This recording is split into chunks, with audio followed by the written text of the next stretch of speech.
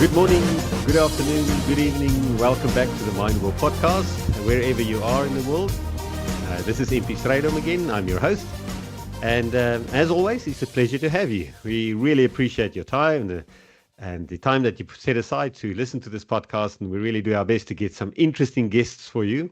Of course, in the Mindable Podcast, we talk about everything new and interesting and hopefully impactful that comes down the future or comes from the future into our present and shapes the future of mining as well.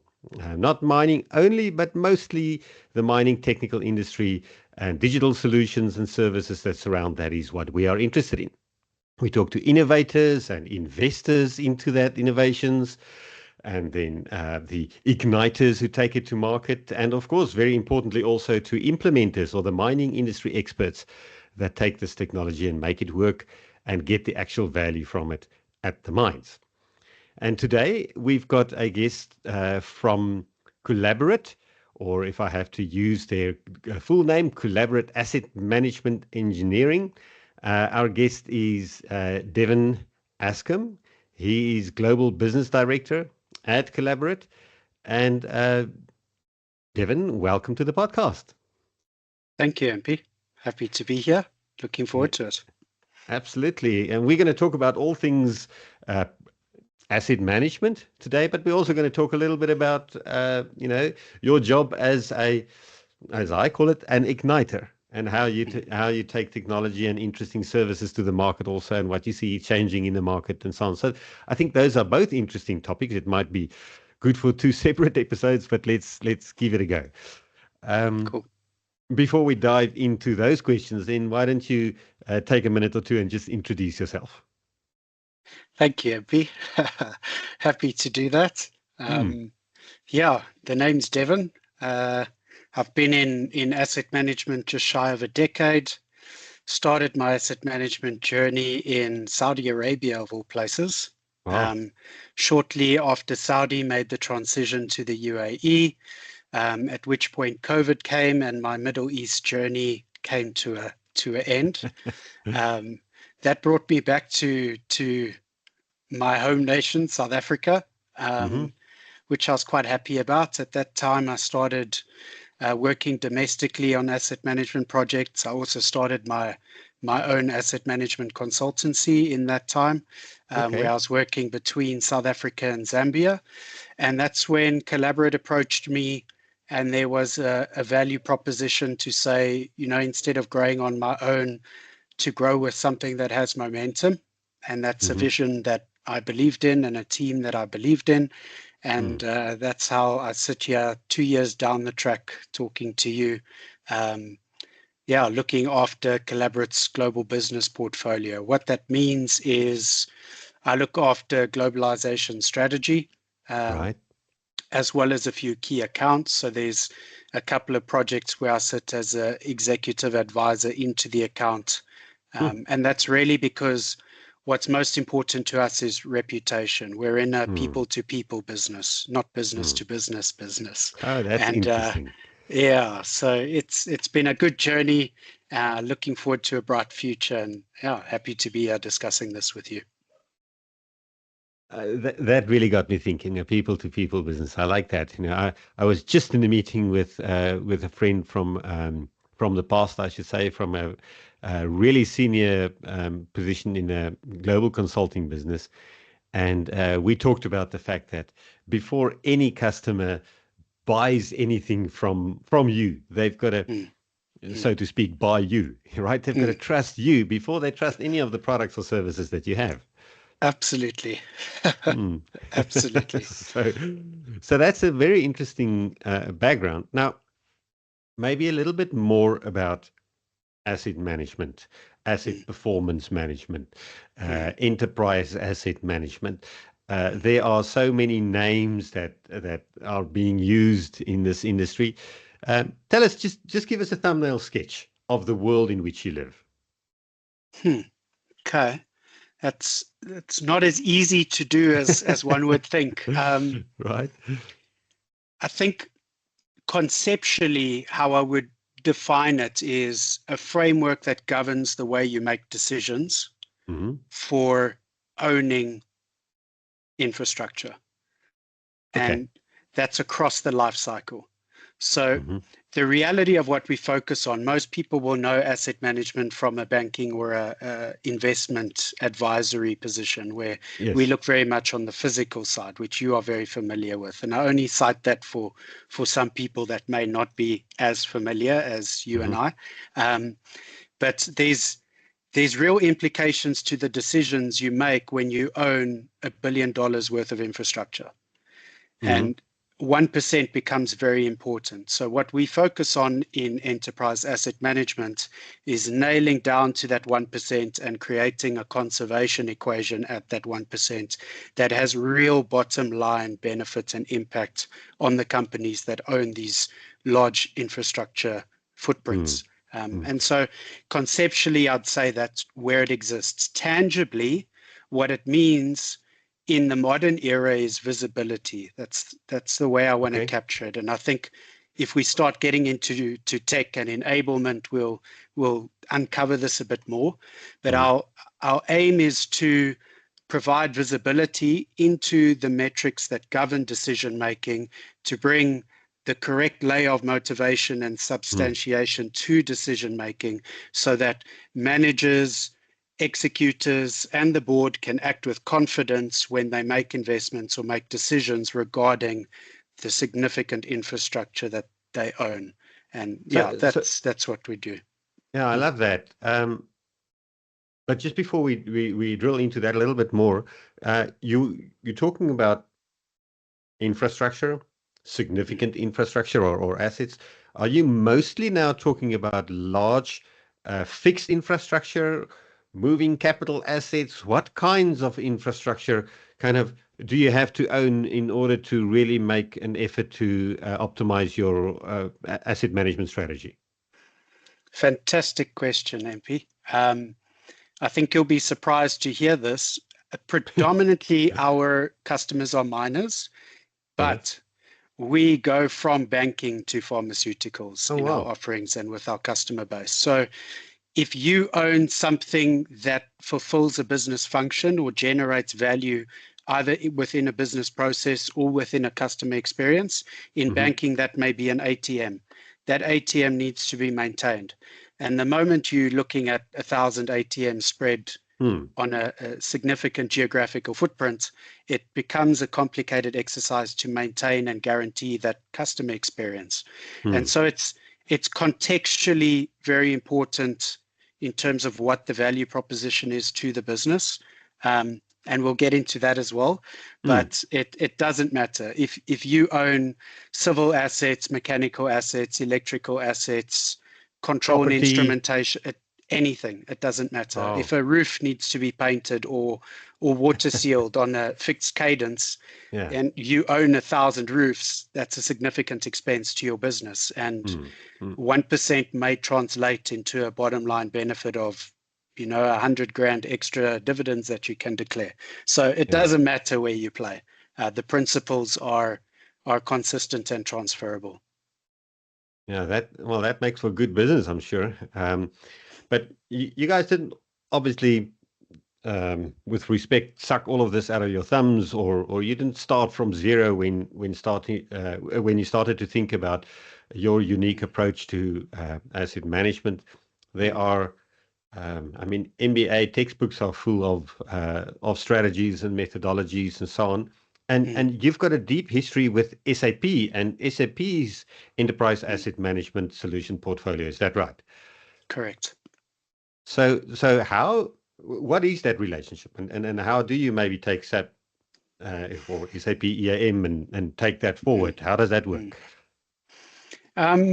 You're putting me on the spot with that. That's a discussion with layers. What I Right. can say is SAP is shifting towards a platform environment, and that's Yes. something that's publicly available.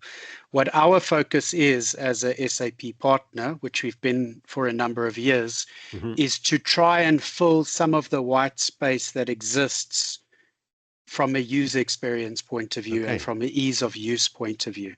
So this is speaking now, I might need to give a little bit of an umbrella view of of our service offerings, but Mm-hmm. the solution side is one pillar of our Okay. business. And the focus there is to fill that white space, as I mentioned, from a user experience point of view and from an ease of use point of view.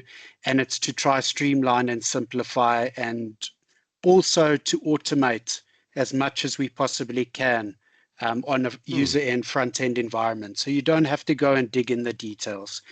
Right. If you're looking for a specific ingredient, we make that ingredient available to the person that needs it. And it's an augmentation, I would call it, Hmm. is quite the focus on the SAP front.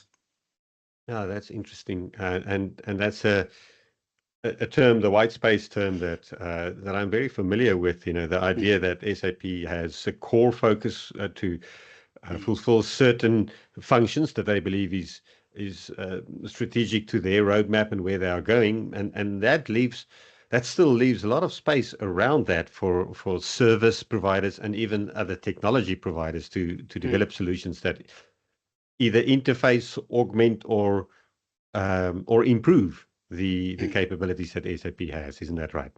Yeah. exactly. Absolutely So, right. so you've just said that mines are your biggest customers, if I got you correctly, Correct. or the most of your customers are in that industry. Um, our mining sites typically don't don't exist, 5 kilometers from the nearest big city and nice neighborhood and so on. They're Mm, often in the mm, Bundus somewhere.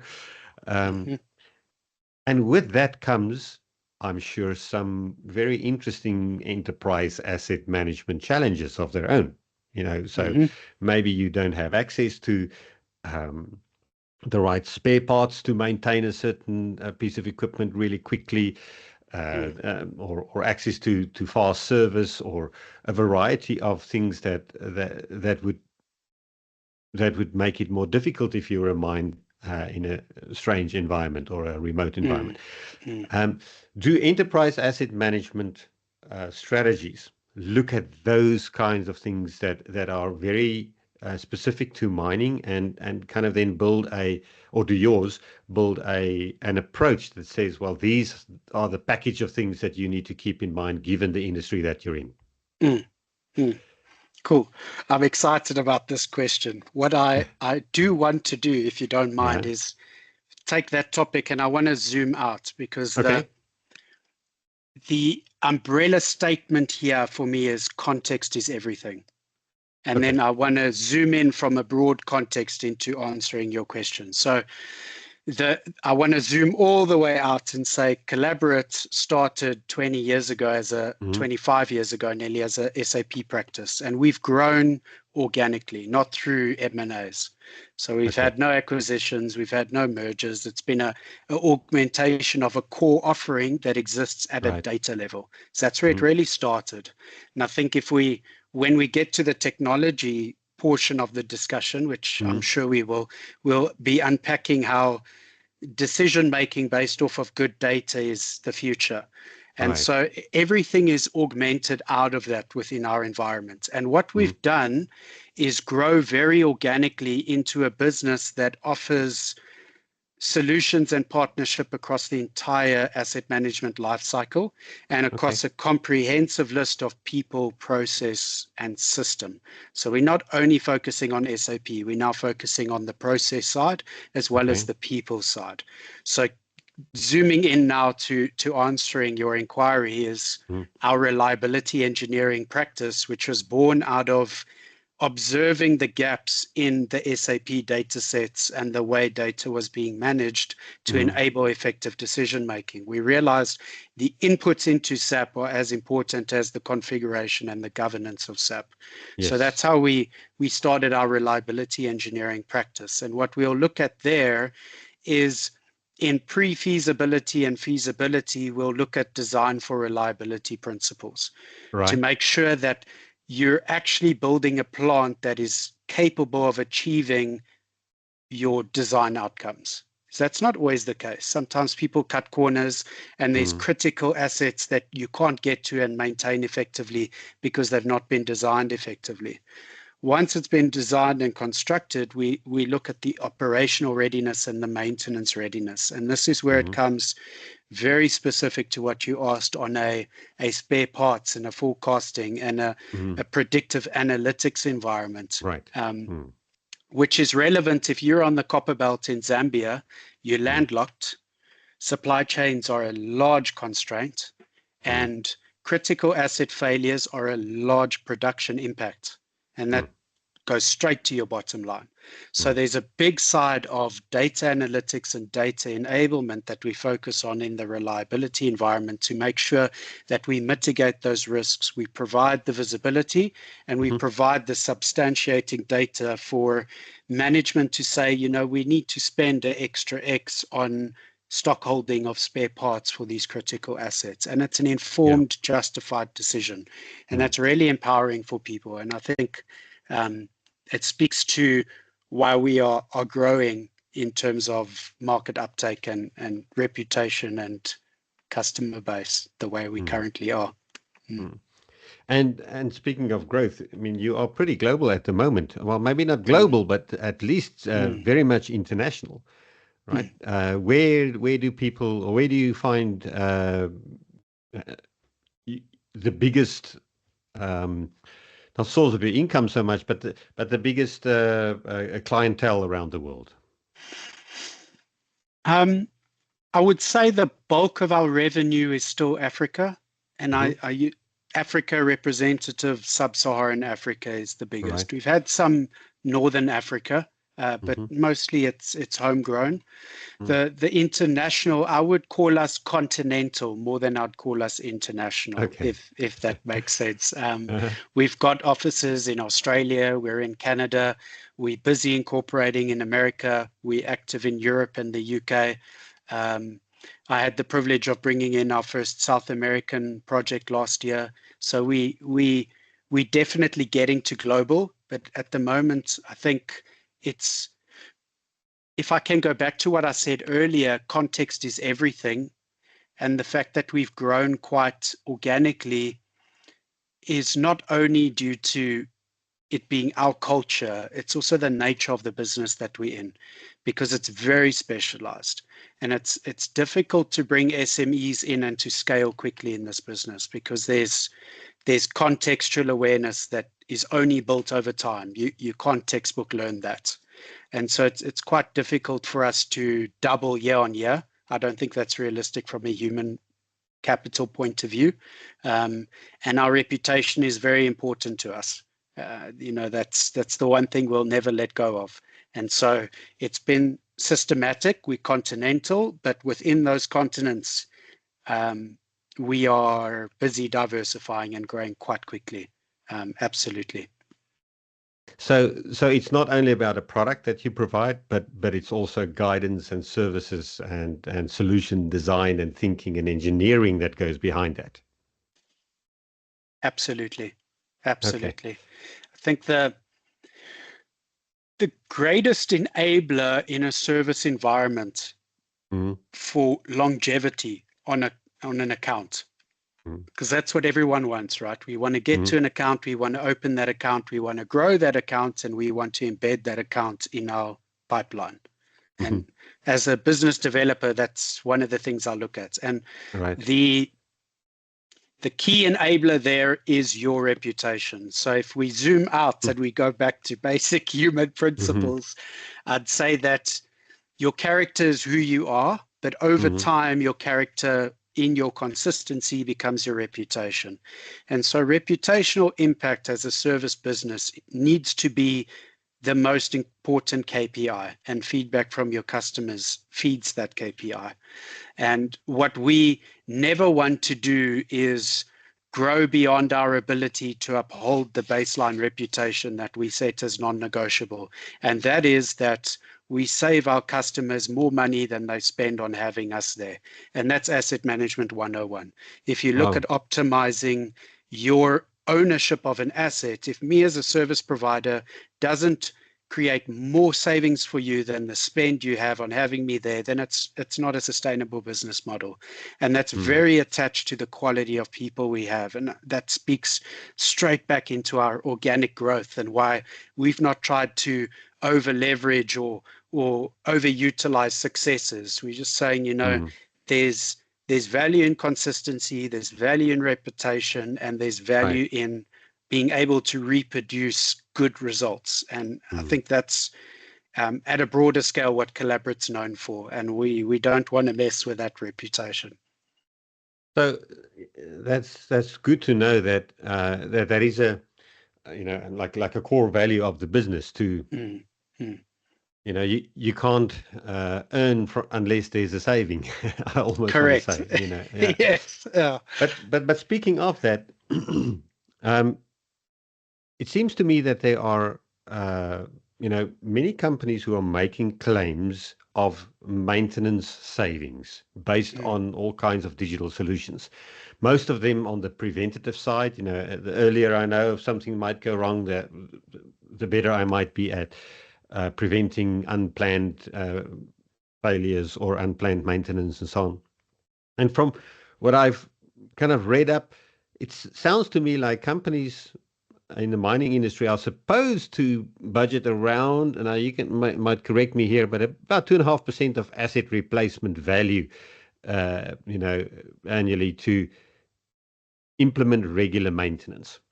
Now, firstly, does that kind of gel with your experience? And secondly, do you see that the dearth of technologies and the growth of technologies that are supposed to help companies better run their individual assets, is that making a difference in asset maintenance costs and so on?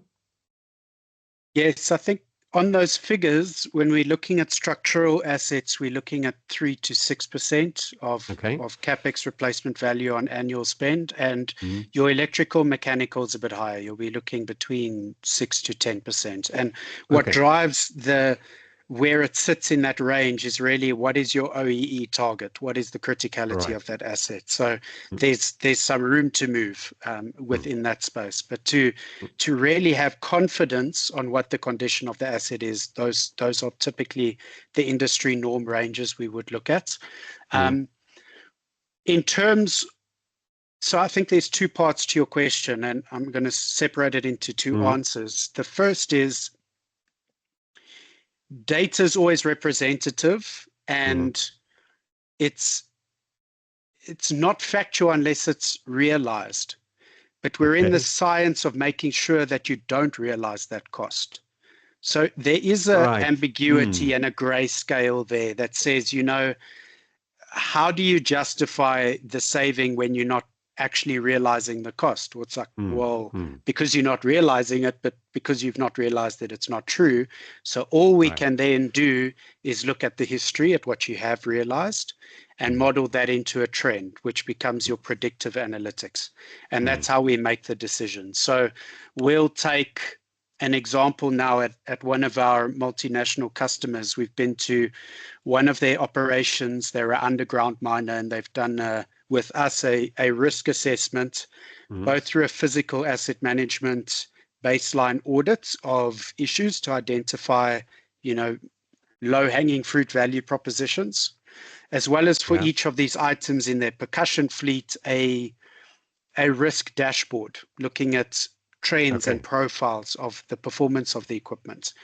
And what we've seen is over the last 5 years, a general upward trajectory as the equipment ages of failure profiles and cost of ownership.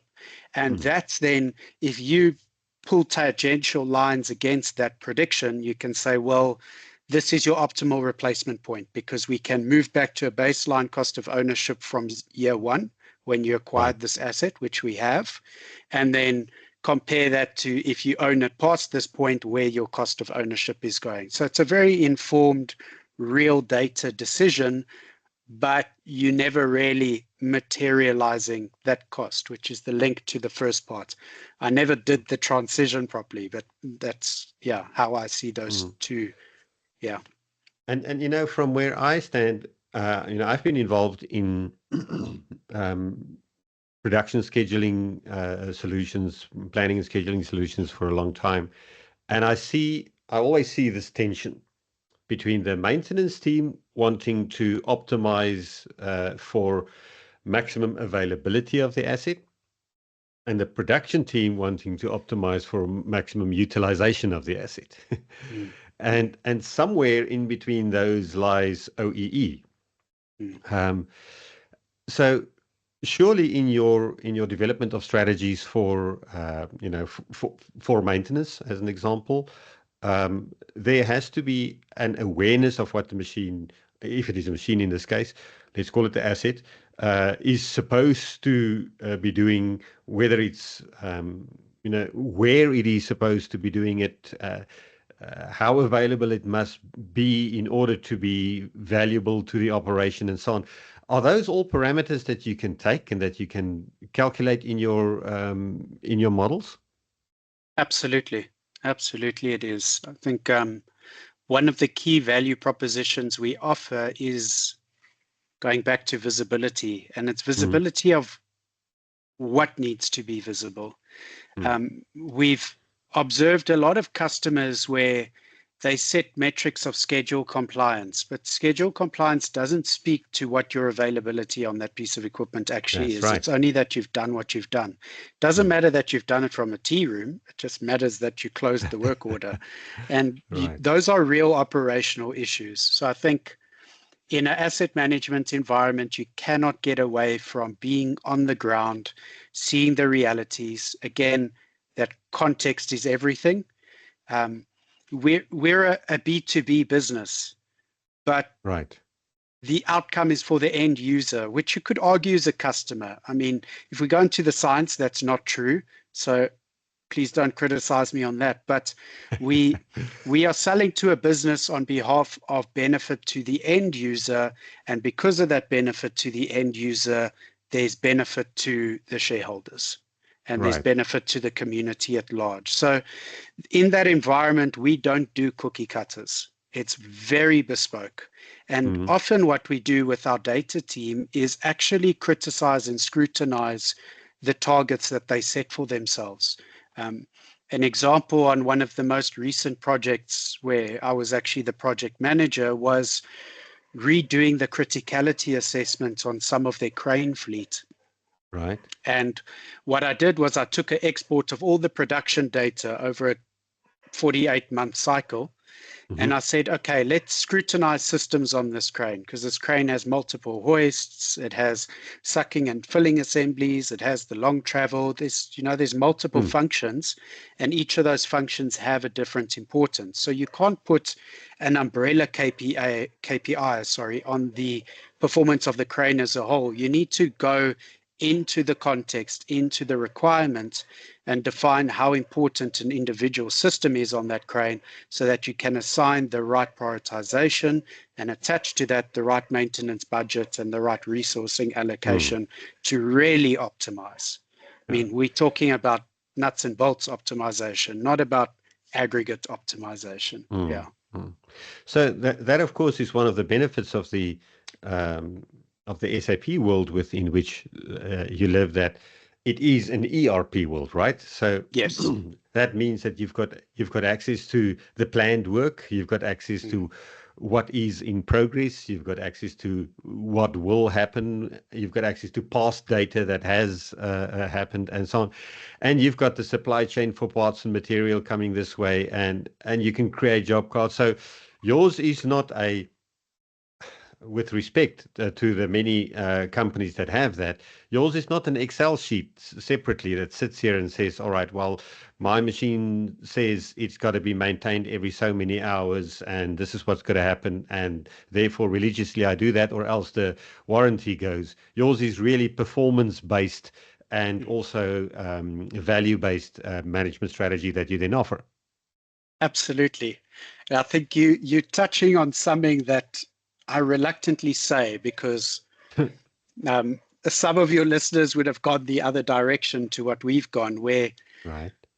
we don't believe in being system agnostic from a software point of view. Okay.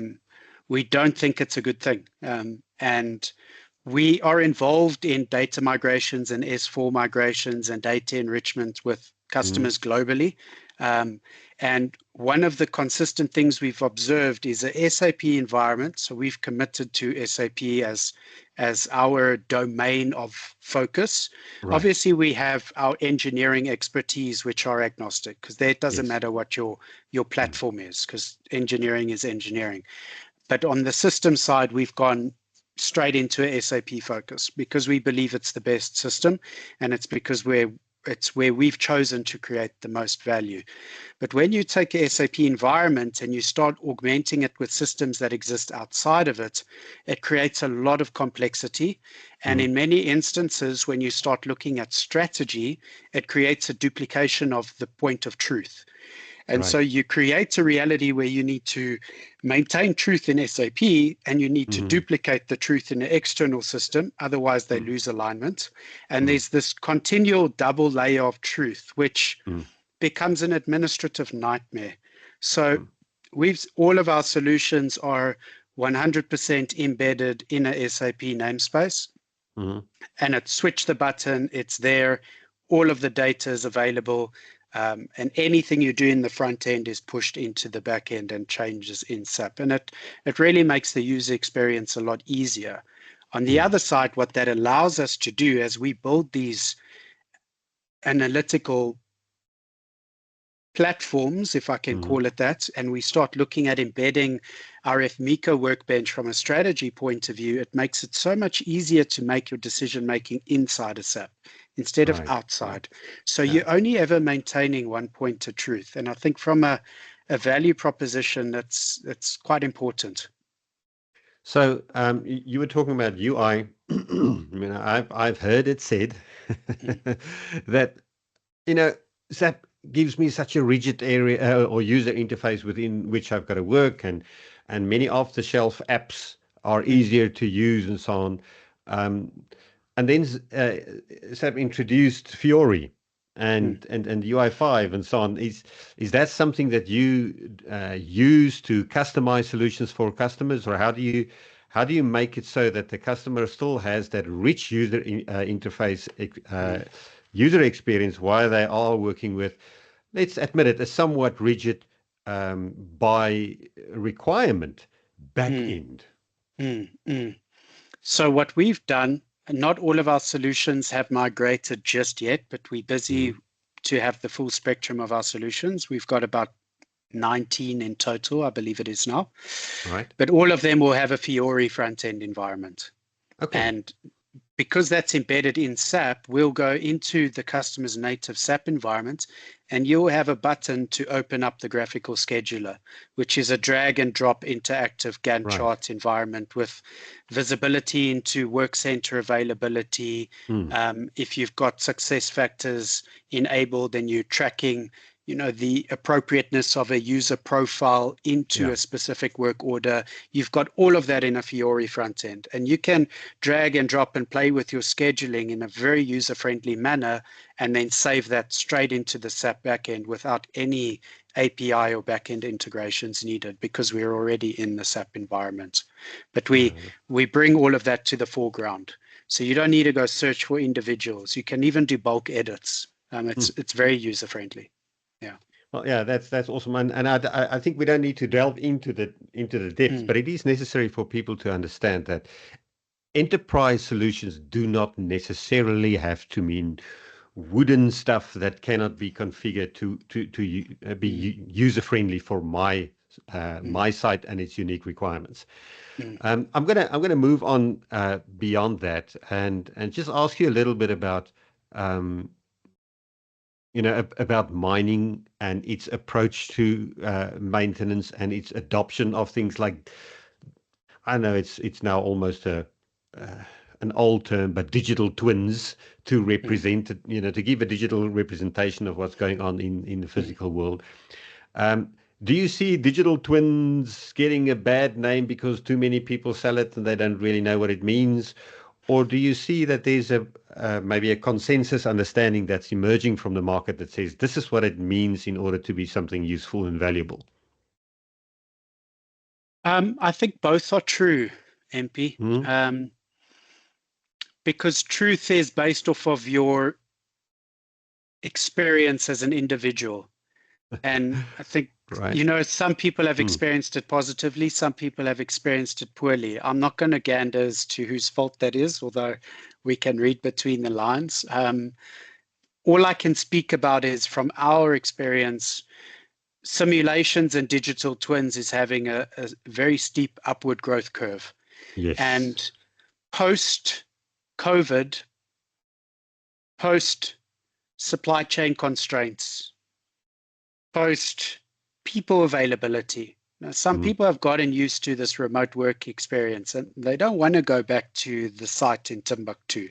So Hmm. there's new constraints that have been added post COVID, not only the experience of COVID, and it makes simulation from a risk management point of view so much more important. Hmm. So we definitely doing a lot more simulations, a lot more digital twins, a lot more frameworks to help people optimize designs. One of Hmm. our big customers, surprisingly, is data centers. Hmm. They've got these massive servers, storing Right. data, running data on AI, running data on data companies. And one of the big problems is the risk hazard. So the Hmm. question was, how do we optimize our cooling system with a 99.999% redundancy built in so that it does Right. not fail? Because if Hmm. it fails, everything goes up in smoke and revenue is dead. So Hmm. those kind of risk optimizations, design optimizations, operational optimizations, and even maintenance optimizations, the simulations are very empowering, because you can Yes. simulate downward spikes in the competence of your people if you build the relationships correctly. And in doing that, you stress the importance of good people and good training to management so that the maintenance, or not the maintenance, the budget spent on training is justified and spent correctly. So there's so many spin-offs of value from simulation. It's empowering. Yeah, no, that's fantastic. And I think it answers also the question that um, if I'm merely collecting digital data for the sake of collecting digital data, or Mhm. for that matter, for simply to do extrapolation and ask the question, where might I go? Then I'm completely underclubbing the value of data and the value Mhm. of the explosion in machine learning solutions, AI solutions, et cetera, that can give me the value from that data. I want Agreed. to I want to maybe step off that a little bit. We've talked a lot about the kinds of solutions that you offer, and I'm sure people can go and have a look at your website, which is collaborit.co.za. .com, I believe. Let .com. me All right. verify. Let me verify that. I think I've got it open here. Or I could have it. Yes, it is .com. Collaborit.com. I'm glad I'm uh, right. yes. Well done. Cool. So on that high note, then you're a mechanical engineer, am I right? Correct. Yes. Yes. And then you step off from not off maybe, but that's the point that I'm going to try and make from that foundational knowledge of engineering into a business development role, Mm. um, which must have been an interesting career move for you because it's a tough call to make. Am I going to make the jump from a pure techie to a commercial, use the swear word salesman? Yes. How did you make that change?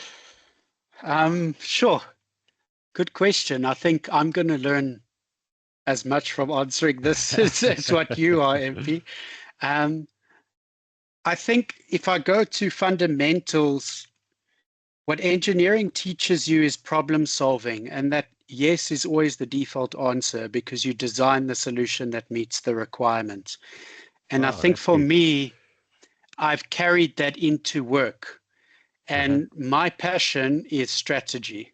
I Okay. love getting in and plotting out all of the causal relationships in a very complex environment. So there's complex Okay. and complicated. Complicated is when it's difficult to understand.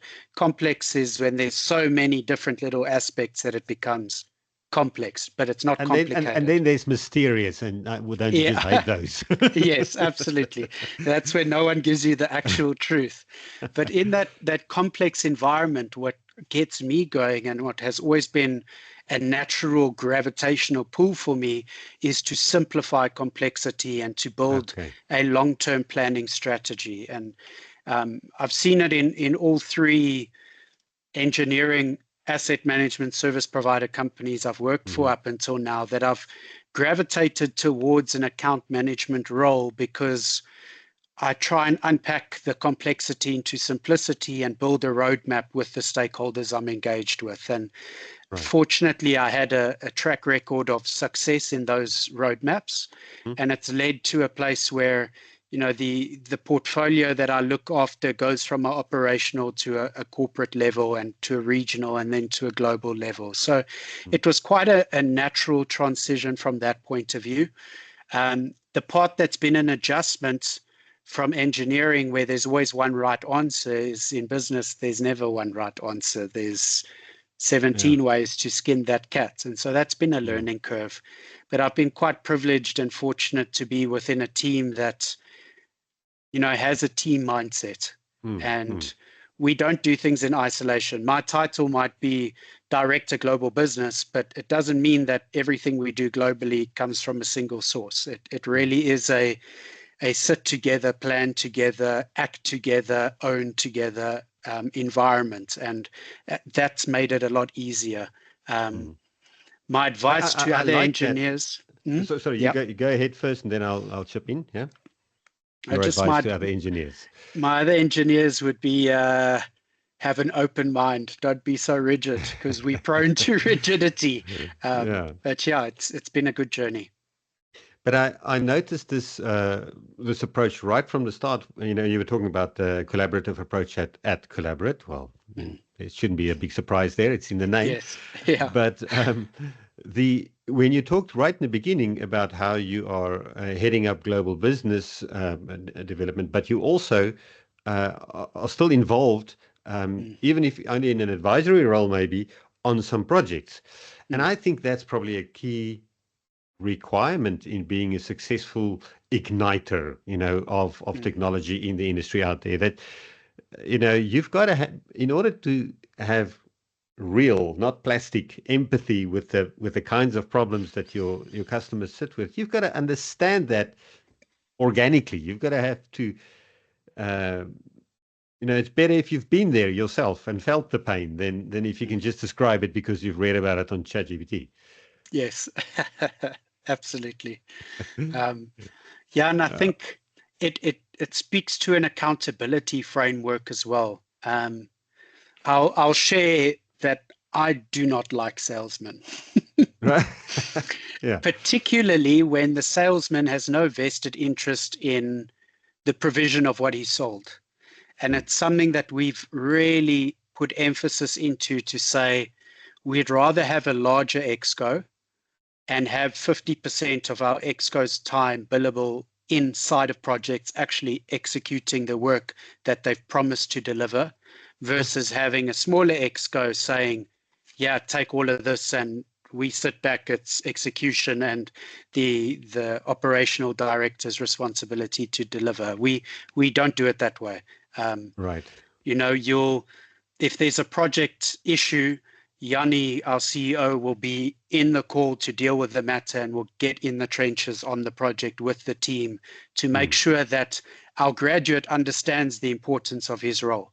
And this is not a fictitious. He's done this 3 months ago on one of our global S4 migrations. So Right. our exco really is in the trenches.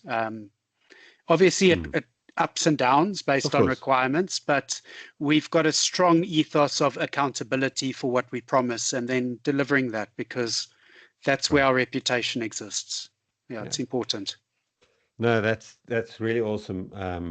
I don't think sales and marketing would have such a bad name if it was more about understanding the real problems and bringing solutions to those problems, and then asking good money for it. There's no problem with that, on the Yeah. contrary, you know. Yes. Yeah. Uh, Devin, you know what? We've talked a lot about this topic, but there's so much more to be said. I want to maybe close off by asking you two questions, and you can mix them up if you want to, mm, um, because they hopefully are very much aligned. And that mm, is, what excites you most about, or rather, what excites you most about the future of asset management, maybe specifically in mining. mm. And secondly, how does Collaborit speak to that specifically? Hmm. That's a tough question. I'm going Hmm. to give it a go. Okay. What am I most excited about? There's two sides to this. Um, Okay. what I'm most excited about is AI and asset management. Oh, wow. The reason I'm most excited about it is because it does not get rid of people. It empowers Mm-hmm. people. And I'll give a little bit of a reason for that. I think Okay. I spoke about this at a panel discussion at the 4IR seminar recently as well. But I spoke a little bit around how prompt engineering is fading out and it's becoming context engineering. And on this Okay. question, I'm really happy that I started this saying context is everything, Mm. because we're shifting into a phase with AI where you've got a workhorse. That's all Mm. AI is. It's a data processor workhorse. Give it a problem, it will solve the problem. The problem we have is that it will always solve that problem. So the boundaries and the context and the understanding of the human in managing AI is Mm. so much more important. Mm. So I think we're entering a space where there's two types of people that are going to emerge. There's going to be the lazier person that tries to get AI to do all their work.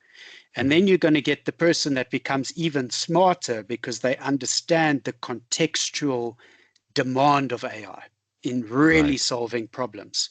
Mm. Is you need to think about the nuts, the bolts, the battery limits, the people involved, the social dynamic, the psychological dynamic, the financial dynamic in every problem you give it to be able to trust the output. And so I think AI from an SME point of view is making people more important, not less Right. important. Okay. So that to me is extremely exciting. Where Mm. Collaborit exists in that place is we're already the SME for asset management. And Okay. in Yeah. my opinion, globally the most comprehensive one, from pre-feasibility and EPCM to SAP, reliability, optimization, and decommissioning and disposal. We do it all. Right. And to move to a space where we utilize our people as contextual awareness to leverage AI and reduce the cost of the optimization that we sell to our customers and to be more competitive in a Mm. global landscape. And that Mm. really excites me as a business strategist, as an impact strategist, and as an igniter, as you've put it, to say, Mm. how Mm. can Collaborit utilize these tools and the human capital we have within our ranks to maximize value delivery for our customers in the future, thereby growing our reputation, growing our presence, and growing our involvement in shaping the future of the industry. And I can't wait to have this conversation with you again in a year's time and see where we've gone. Yeah, Yeah. no, definitely. That was a great answer. Thanks for that. We normally end our episode, because we're out of time, with a bit of a comeback to the personal side. Mm. So maybe just a quick question to you. Outside of asset management and thinking strategy for large corporates and so on, what Mm. does Devin do to keep you sane? To keep me sane, I'm addicted to adventure, MP. That Um, sounds like my kind of man. yeah, mountaineering, overlanding, Hmm. camping, um, fishing. Yeah, I love Oh, it. Hanging off a cliff with on a rope is a lot of fun for me. Are you a fan of the Drakensberg? I love it. I Yeah, absolutely love it, especially in winter. There's a waterfall that freezes every winter just above Giant's Castle. right. And we've got a group of people that go up there with crampons and ice axes, and we rappel down the side of this waterfall, and you climb out this ice wall with axes. It's a fantastic success experience, and Uh-huh. it's, in my opinion, the best way to clear your mind. You're so scared of falling that you can't think of anything close to work, and it's really freeing. Oh, Yeah. that sounds wonderful. That sounds great. Devin, thank you so much for your time and for all the interesting insights, and all the best with Collaborit and your endeavors. And hopefully, all of the value that you bring to your customers will result into measurable outcomes. Thank you, MP. I appreciate that. And thank you for this platform, your professionalism, and for good questions. I think I learned as much today as I hope the listeners do. So thank you for your time and for facilitating this.